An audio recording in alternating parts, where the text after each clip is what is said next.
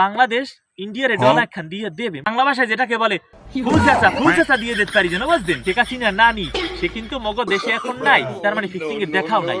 কয়দিন আগে বরিশালেরও জিতেছে ওই রিশা। এই ব্যাপারকে মিললে কিন্তু একটা প্যাকেজ তৈরি হয়ে গেছে, একটা প্যাকেজ। আহারে স্বপ্নের চ্যাম্পিয়ন্স ট্রফি কালকে যে কি হইবে না, হ্যাঁ একমাত্র ওই খোদাই জানে।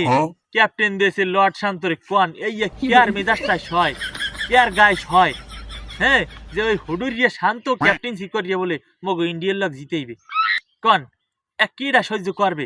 বাবা মেহেদি তোমার আদুগ্য পাদুগ্য ধরতে আসি, তুমি তিনবারে লইয়া ম্যানেজ করিয়ে একটু খেলাটা তুমি উড়াইও এবং মগরে একটুখানি তুমি জিতাইও, ঠিক আছে? বাংলাদেশের ব্যাপক মানে স্বপ্ন কিন্তু ওই চ্যাম্পিয়ন ট্রফির দিকে। এতদিন তো মনে করো ভয় আসলে ভারতের লইয়া, হ্যাঁ যে কোন খালে ফিক্সিং করিয়া মগো পান্ডিয়া মারিয়ে দেয়। প্রত্যেক ফির যেরকম করিয়া পান্ডিয়া মারছে, ওই আমাদের কি বলে ওই এশিয়া কাপে 2-3 ফিট করিয়া পান্ডিয়া যেভাবে মারছে, 2 রানে 3 রানে 1 রানে 1 বলে 6 লাগে হইয়া দিনেশ কার্তিক 6 মেরে দেয়।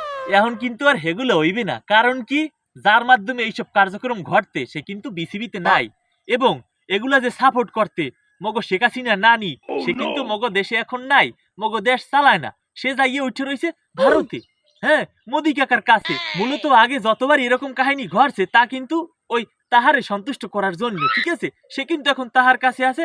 সো এইসব ঘটনা আমি আশা করি বর্তমান সরকারে এরকম কোনো ঘটনা ঘটবে না, যে ফিক্সিং কোয়ালিটির ঘটনাগুলো বর্তমান সরকারের থাকতে ঘটবে না।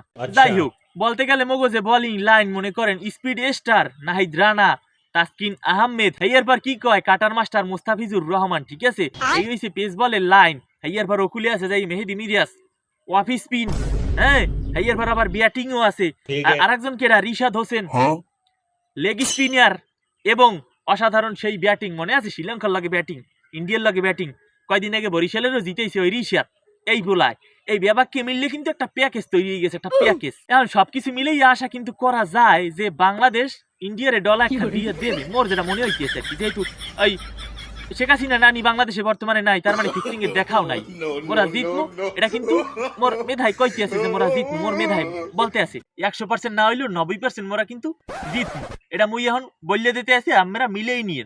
এখন বাংলাদেশের ব্যাপক মানুষের দ্বারে মোর অনুরোধ, আমরা ব্যাপককে দোয়া করতে থাকেন যেন মোরা ইন্ডিয়ার লাগে একটা কড়া জবাব দিয়ে জিততে পারি এবং তাদেরকে অসাধারণ ভাবে ঠগাই দিতে পারি। মানে বাংলা ভাষায় যেটাকে বলে ফুলচাচা দিয়ে দিতে পারি যেন বুঝছেন। সবাই অপেক্ষা করতে থাকেন 20 তারিখ বিকাল 3টা পর্যন্ত খেলা শুরু হওয়ার আগ পর্যন্ত।